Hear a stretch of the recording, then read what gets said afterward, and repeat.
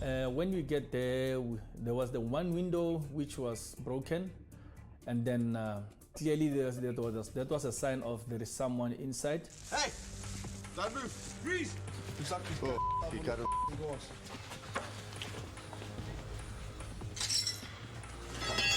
So what we did is, I took off the sack of the suspect, and his hand was sticking out, and he was dripping blood onto the floor. Hey!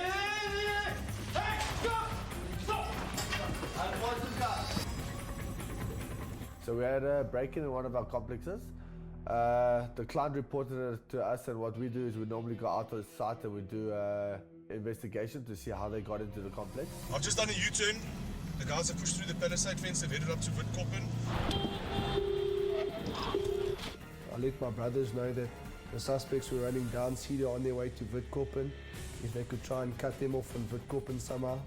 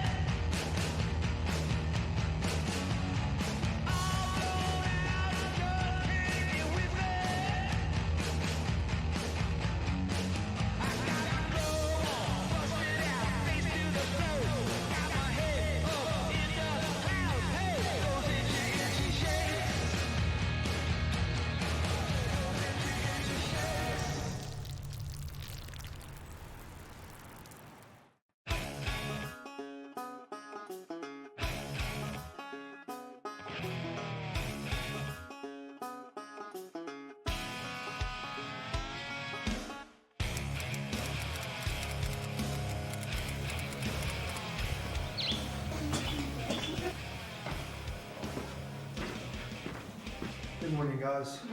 Good morning. No, you know what? I love my sleep too much. On a weekend, I like to sleep in late, and you know, it can be difficult to get me out of bed. Did you have a good sleep? Yeah, of course. Where are you going to now? To work or to dive? We're going to go dive. To dive. We've got a very close family. My dad's actually from Germany, but he's been here for, over 40 years. You know what temperature is outside? It's freezing. That's all I know.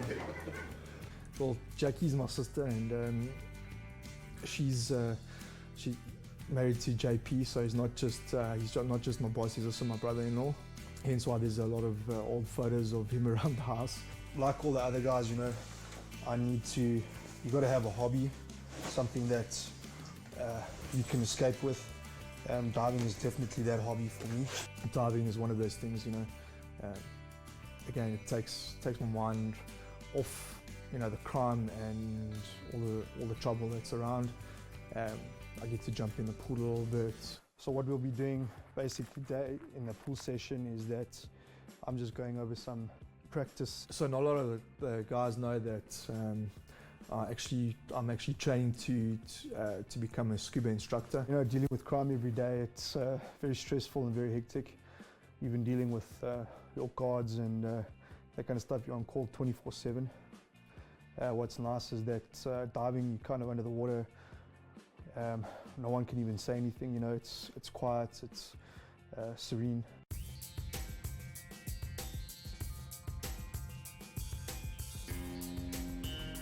Okay, so we've just arrived in my diving school. They accredited Paddy Dive School, so let's get going.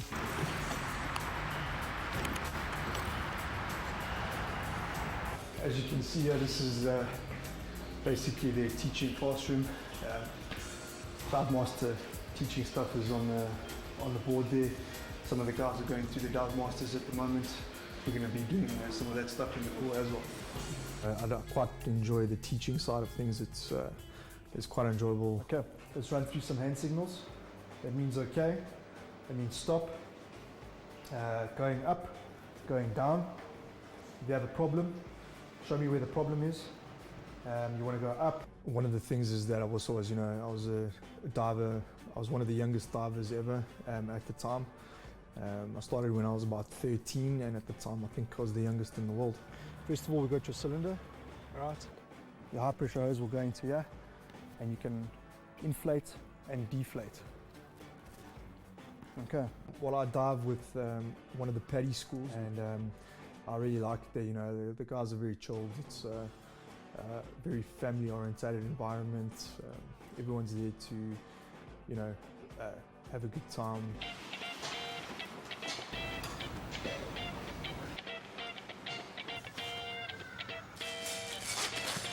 Okay, ready to go.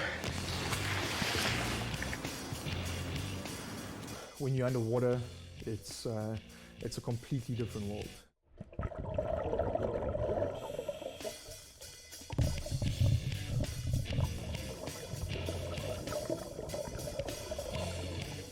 You kind of float around, which is a really great feeling. Also, you know, no one can talk underwater. You know, it's just kind of a serene environment, and it's really relaxing, and you become relaxed under the water, and a completely different world opens up to you.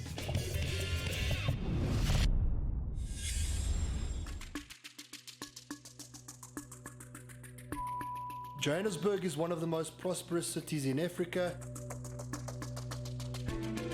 Lots of illegal immigrants find their way here in hope of finding jobs or money. How are you? Hello! And unfortunately, amongst these immigrants, we have the bad apples. JP's got this informant that we meet from time to time. He comes up with some really useful information that we use. I was tipped off by my informer that amongst the illegal immigrants is a gang operating. Although there's lots of people, just regular people living in there. There's also some criminals that hide amongst them, yeah. We went into the township where we were supposed to meet this guy. We went to the cul-de-sac where we were supposed to meet him, and we waited about 20 minutes and no one showed up.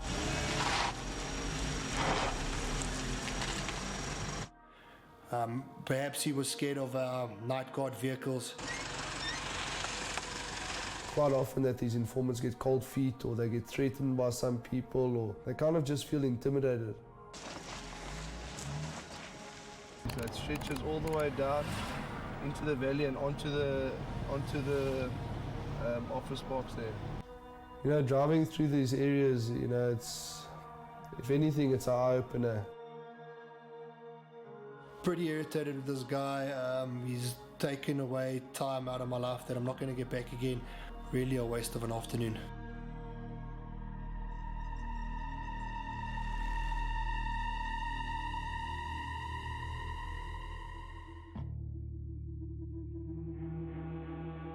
Yesterday, Zane and I were in Kaya Sands.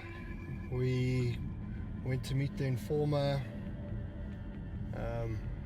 He didn't rock up, so I'm going to phone this guy now and see where he is and what the problem is. Yes, how's it, bro? Where are you? But yesterday we come to meet you. You didn't come. What's going on, buddy? I phoned the informer the next day. This fool's all apologetic, and so I'm pretty pissed off with him. So his story is that some of the gangsters were actually there in the township at this specific point in time. What you scared of? You know me. You know we're not here to play games. And he couldn't be seen talking to us because he would land up dead the next day. Where you showed me last time? This guy's still too scared to meet with me, scared for his life, but he gave me as much information as he could over the telephone. How many guys? They got guns. Guns. Do they have guns? JP's informant told him that there's a gang in the Foy's area. He got tipped off that they're looking and surveilling places to rob. So what we did is we planned a pre-operation with the police to stop these guys before they can even suss out the joint or before they can actually rob the place.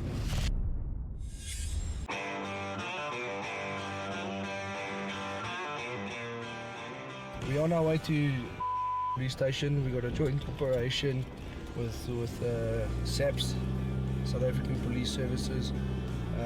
We got a tip off from one of our informants that there's going to be a robbery going down. So we're going to make a move on these guys before they even think about robbing the warehouses. Zane's already on his way there. I want you guys to back him up. You know what he's going to do? He's going to go crazy. He's going to be the first one out. Please look after Princess over here. Focus. I don't want any funny falling over antilles and shit like that, okay? Just do what you're going there to do, okay? I'm going to be in the control room. I'm going to be watching your every move. So listen carefully. Listen what I tell you. I'll tell you where you are on the map, and I'll tell you where you should be. Listen carefully, keep your ears open, keep your radios on, okay? Let's get serious. Get the out of here. I sent my team through to meet at SAPS headquarters. They had a briefing at the station. First of all, they have a parade and then they plan a strategy. It's such a pleasure working with such professional police. So I mean, I think for the bottom section, we're going to need about 2 or 3 vehicles, so we're going to have to dedicate the whole team to the bottom there. I mean, maybe between Nightclub and because it's a side, you guys maybe park some your vehicles there and we park our vehicles this side. We met at the SAPS station. We had a briefing with the crime team we were working with. So I kind of gave them a brief on what the situation was and how I think we should have moved in. You know, I kind of briefed them on what the information was and what different scenarios could play out and how we could tackle those scenarios. We've just had our briefing with the police. We're just rolling to the location where our informant told us the suspects are going to be. It's important for us to split the team up and get a good coverage on the ground, because as soon as we roll up there, they're going to run. So we're going to be heading straight down the main road of Witkoppen, and the rest of the team will be heading down Cedar. So let's see what happens. Juliet Papa, come in for Zulu 1. Zulu 1 for Charlie 1, Zulu 1. Listen, we're rolling with the cops. We're on our way to the location where your informant gave you the information. What I need you to do is make sure the team is split up properly. Tell them to come around, take William Nickel past Monte Casino and head through to Cedar that way. Yeah, confirm. Everything for this mission was coordinated from the new control room. And then meet at corner Cedar and Boulevard. Yeah, confirm a midpoint, Cedar and Boulevard, confirm. Yeah, the situation is it's quite nerve-wracking. Not sure what's going to happen, but it's just another day in the life of the night guard team, you know. Roll with the punches and come out on top. I've got visual on the suspects. They're standing right there on the street corner. Manuel, I've got visual on the suspects. What's your location? I'm behind you, bro. We can go north. Let's tackle these guys.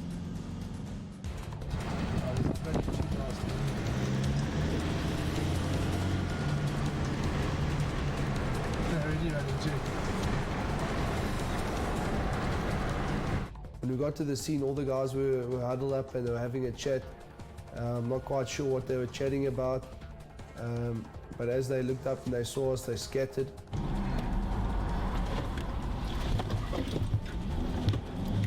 We pulled down, they saw us coming from the top of the hill. By the time we got there, they all started sprinting, running through the palisade there by Cedar Square. So we just all got out of our car, started running after these guys and trying to get as many of them as we could.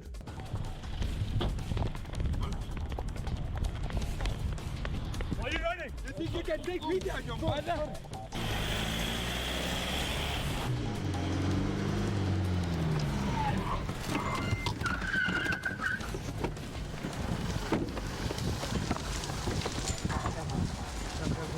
When I jumped on my vehicle and ran after one, I managed to grab him through the palisade.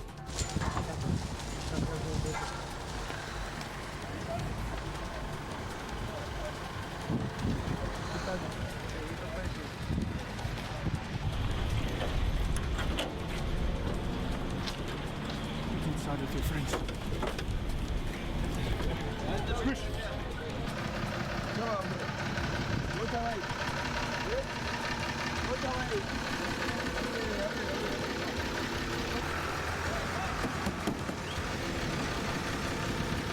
Thanks to our new state-of-the-art control room, Dave and JP could see exactly where all our units were.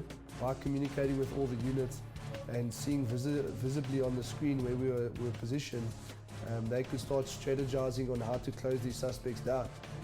Zulu 1, talk to me. Coming for Charlie 1. Yeah, listen, the suspects have fled the scene onto Cedar Road. Looks like they're heading down towards Witkoppen. We're giving chase. We've jumped in our vehicles. We need assistance as soon as possible. Mike 1, please take SAPS back up to Zulu 1's vehicle.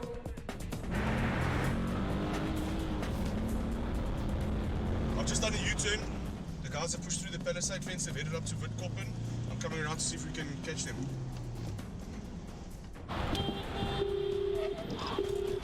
I let my brothers know that the suspects were running down Cedar on their way to Witkoppen. If they could try and cut them off from Witkoppen somehow.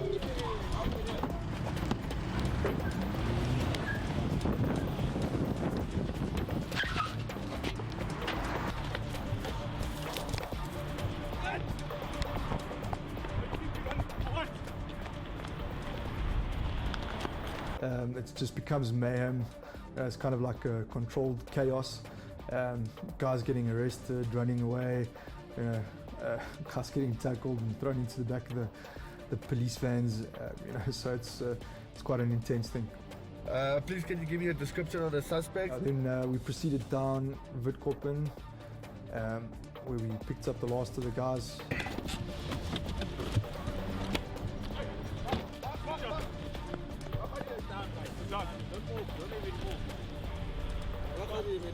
And then two guys started sprinting. They started sprinting. I didn't think for 1 second. I just started chasing after them. It was two of them and one of me. So I was outnumbered, but I was catching them. Next thing I knew, Mully was right past me.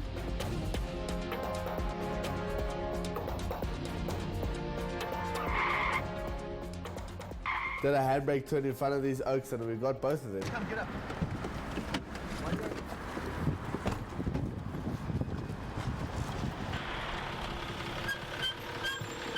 You know, the scary thing for me was that we were just up the road and we're arresting suspects and going after would-be house robbers and all that kind of stuff.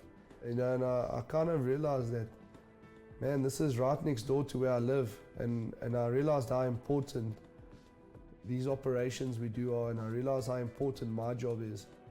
Okay, well done, guys. We got 19 suspects in custody. Escort the van back to the station. Let's book these guys in. We all headed back to the police station so we can book all these guys. It's going to be a lot of paperwork, but it has to be done. It's, you know what, it's always a good feeling, like when you're at the police station, you know, and you're unloading the cars. So it's a really good feeling to you know, fill that police you know, truck up and to see some results.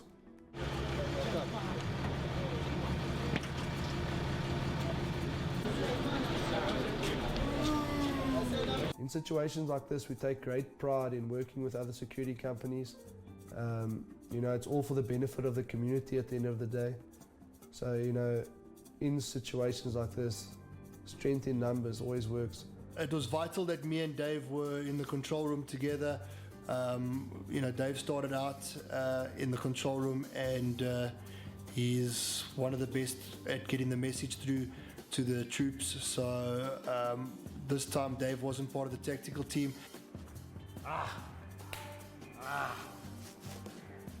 Wow, this is the best operation we've ever done. He was inside the control room. I had a phenomenal team in that control room, and the instructions got out quick and fast, and the coordination was fantastic.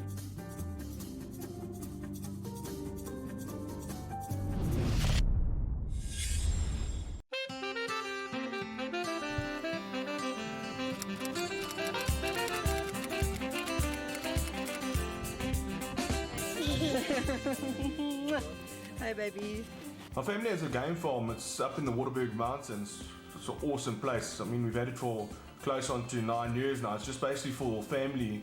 And I mean, we go there, try to get there once a month if possible. But with our schedules and that, it's Sounds crazy. This is a very stressful industry, so it's very important that we get away to a place where there's total relaxation, and when you're in the middle of the bush, it's just total relaxation. This is he says it doesn't actually flick.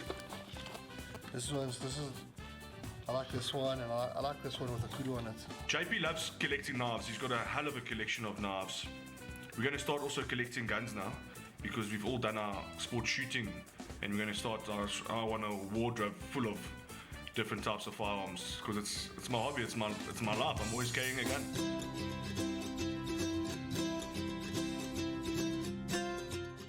Oh, look, we still take phone calls, but at least we're not dealing with the situation on the ground. The rest of our team is doing it.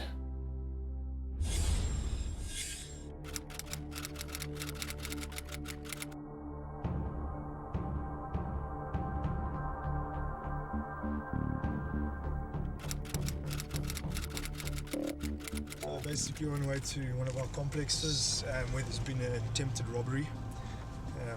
The attempted robbery happened yesterday, I think it was, and we're going through to investigate and have a look at, see if we can find any entry points, any evidence of the guys coming through over the fence, that kind of a thing. Unfortunately, when it's an attempt, usually there's no break-in or anything like that. So it's often very difficult to find any evidence of the guys. Even shoe prints, sometimes you won't find anything. So what we're going to do is do a check of the perimeter, speak to a couple of the residents. There's always three stories: the one that gets reported, the one that someone else tells us, and then the truth. But to try and get closest to the truth and as much information as possible. So we had a break-in in one of our complexes. The client reported it to us, and what we do is we normally go out to the site and we do investigation to see how they got into the complex.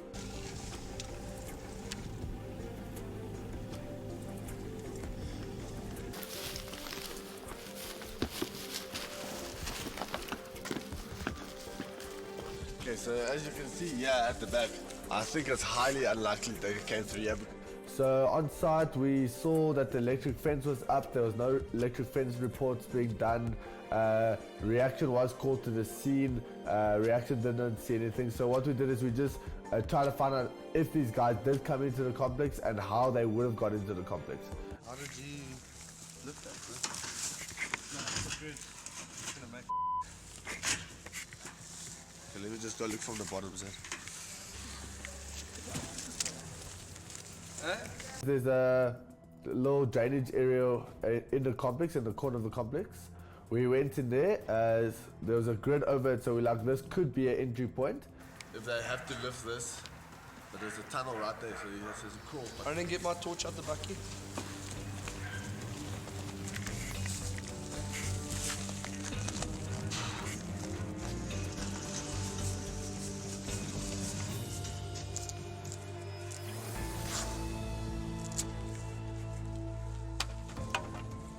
He lifted the grid and he went down there and he climbed down there and he looked with the GoPro.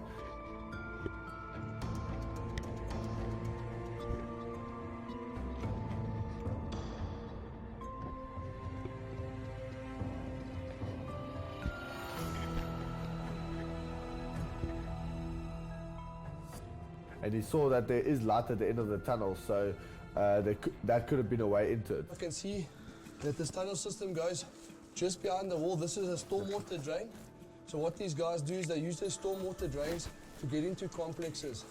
So we're going to go check where the stormwater drain lid is and see if it's been tampered with, get into the sewer system there and see what we can see. I honestly didn't think it had anything to do with the tunnels, because that grid Dane's a strong guy and he struggled to get that grid off. So it's not like anyone could just come and push that grid off. So I didn't think it was that. I just think it might be an inside job or like a gardener or domestic just taking chances. Because the unit actually didn't get robbed. The client just reported that there's someone in his yard. So he saw footsteps and stuff. So we just have to see why this, because that's probably someone looking at the unit, seeing what he can take and stuff. The thing is, what's concerning me the most is why would he come through the storm drain? There's two houses on either side of the storm drain, but he'll go right past those two houses and go straight to the complex, the house inside the complex that's the furthest away. It just doesn't make sense to me. We did take a drive around the opposite side as well to check the fences there. There were some areas where the fence is quite close to the house, and there's there might be a slight possibility that the guys could jump over the fence and get onto the wall, but again, there was no evidence to suggest that that happened. Check the corner there.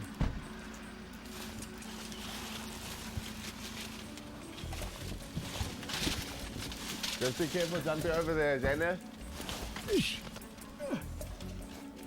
Just be careful jumping over there, Zana. Okay. Bugs are sharp. If I can do this, imagine what they can do. But still, how they can't get over. You know what I'm saying? Yeah. But where's the drain go? There's the drain there. That's the cover there, and you can see it hasn't been tampered with. We looked if we could see anything there, but all the drains, all the manholes were covered. You could see there was no recent activity. So we don't know how these people got into that, if they got into the complex. Scott. Zania, how's it? Sorry to trouble you again, man. Listen, I've got my whole team here. We've gone through this complex with a fine-tooth comb. There's no way someone came over the fence. Not with the new system you guys have put in and all that kind of stuff. As Zane called the client informed Zane that there's a property that's abandoned in the complex. So what we did is we went to the complexes, that property, just to see if someone could have got in through there or if someone's inside there. Normally what happens is when there's vacant houses in these complexes, obviously residents can't find tenants to fill the house. Criminals catch wind of this and they might not live in the house, but on their escape route, they design the escape route to go into that house and then wait for the heat to die down and then escape from the complex. So we picked up on this MO. So what we do is when we come to our complexes, we always check the vacant lots. I went through to the empty house and we just had a look around there. When Trev jumped the wall, he managed to set the alarm off. Is there a beam there? Yeah. I jumped on the wall and I looked over into the yard, and as I looked over, there was a beam that crossed the top of the wall. So if someone does jump over the wall, and the alarm went off straight away. So we know definitely that the intruders didn't come from that property because there was beams all around that house. No, that's perfect, Trev. It means that no one came through there. Where's the beams today? Yeah, no, it's very easy to send a patrol car, to check it out, and we can just sit back and relax a little bit. But it's not kind of what we do. We're very hands-on, get involved, and we make sure that that we know what's going on as well as the client.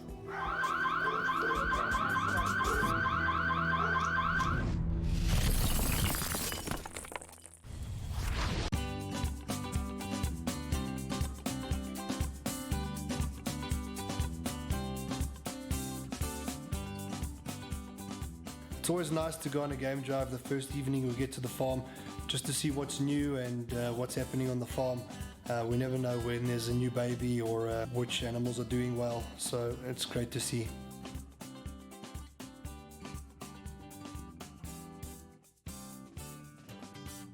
The one animal you can count on seeing every single time you do a game drive is an eland. Her name is Ella.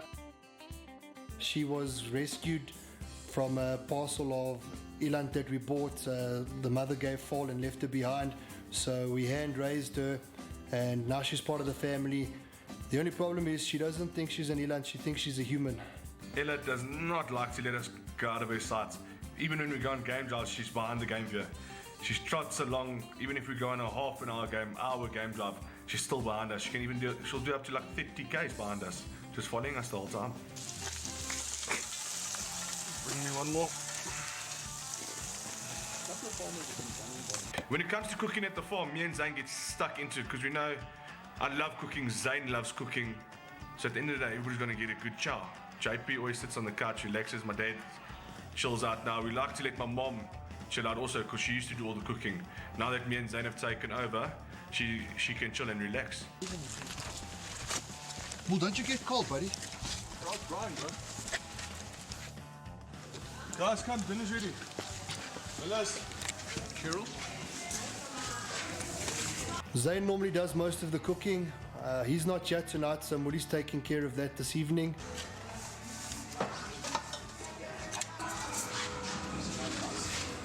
Yeah.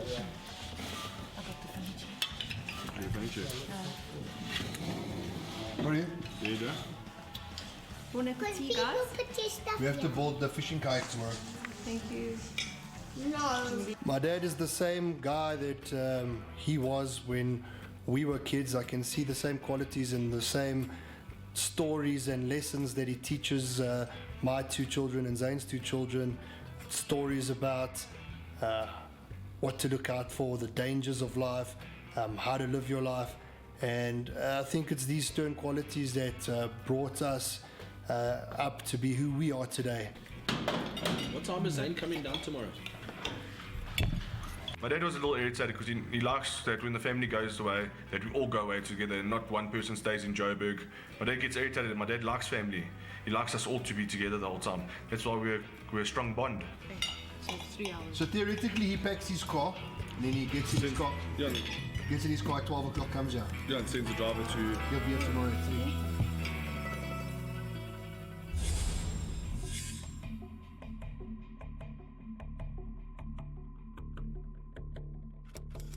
We're on our way to a call out in one of the guys out there hit his panic button. The controller made contact with him and he said there's some guys breaking into his shed and needs urgent backup.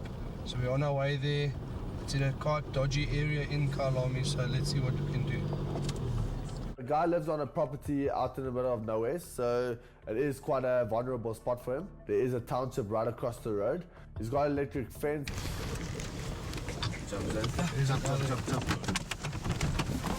Yeah, we arrived, and then Trevor and I went to the other side of the building, and then Zane went to speak to the client.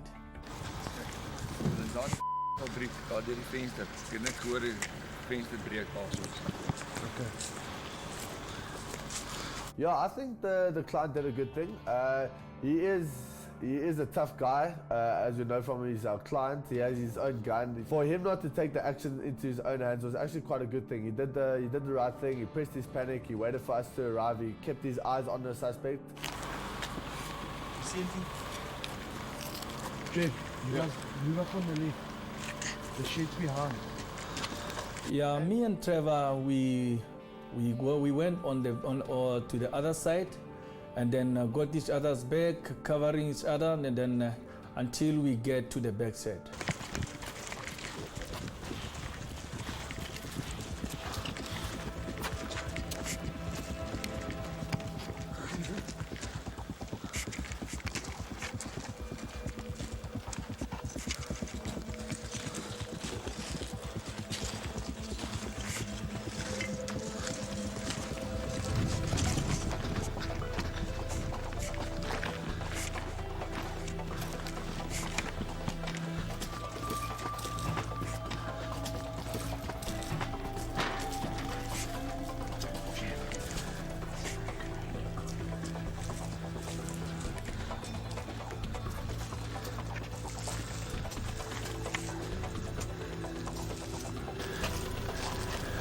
When we get there was the one window which was broken, and then clearly that was a sign of there is someone inside. Don't move. Hey!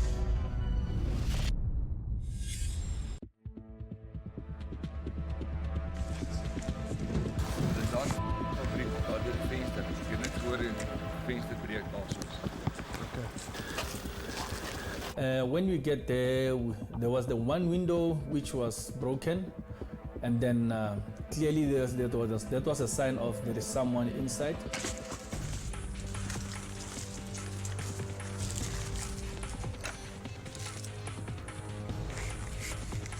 Don't move.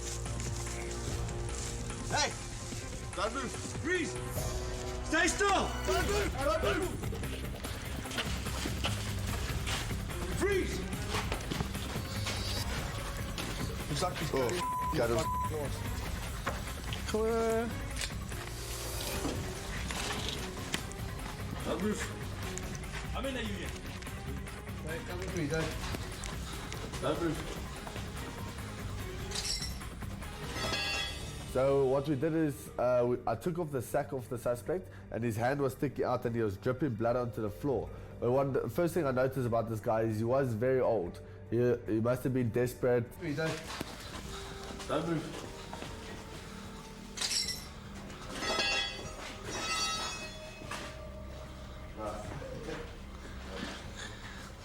We went in and we swept the shed.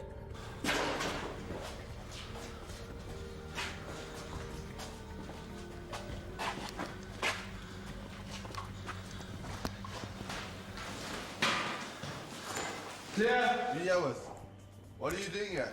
Yeah, so it was a little bit spooky, the situation, because I was left there with the suspect, but he was an old suspect and he cut his hands open and he was bleeding and stuff, and I was telling him to, no, don't move, who you here with, and he wasn't responding to me. So I didn't know what he was thinking or what he was going to do. It was kind of scary.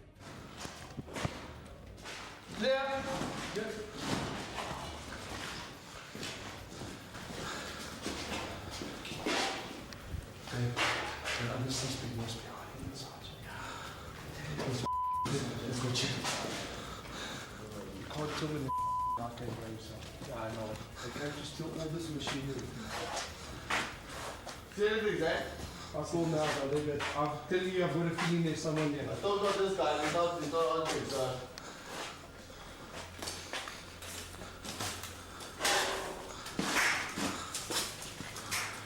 There! Hey, stop! Stop! And what's this guy? Stop!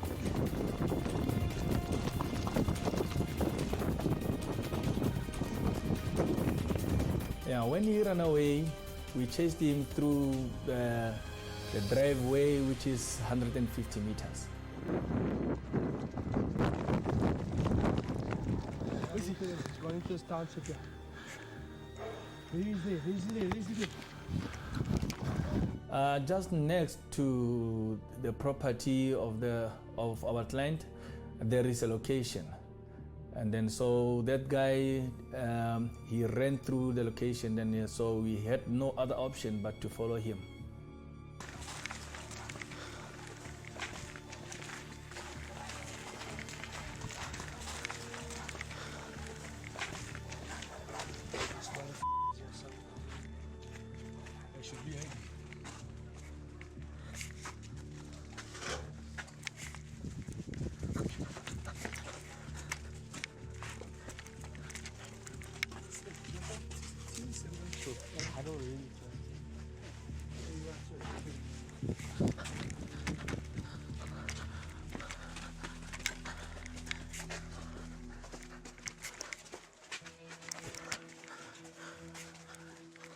Careful, dude.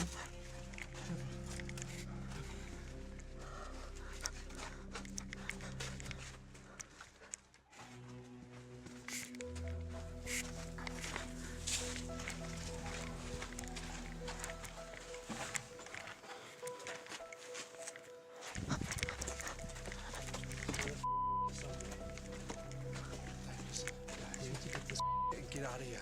Yeah, I'm telling you, these people are gonna wake up and we'll be in some serious yeah.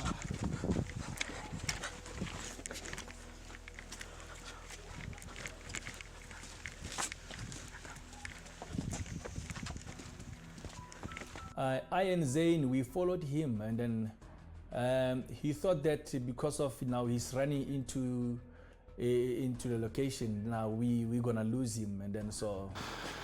Camera crew, stay close. You don't have mistakes here.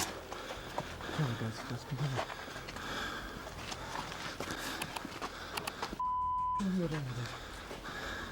Telling you, yeah.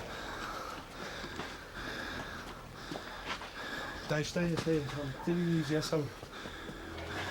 There's the worker. Freeze! On your knees! Don't move. Baby. You know what is happening now? You are under arrest for breaking and entering. You understand? You understand?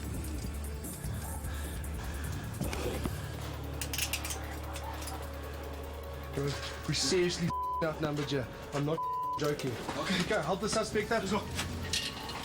Help you up. Let's get the out of here, Dave. You walk first, I've got your back, brother. Camera crew, stay close. I waited with the suspect. The ambulance arrived, and then we put the suspect inside the ambulance. They nursed his wounds. And after the ambulance went, the client showed me where the township was. I didn't go in by myself because I didn't know where Zane and Dave were. So I stayed in the car with the client. The next thing I saw was Zane and Dave bringing the suspect to the car. So, well done, boys.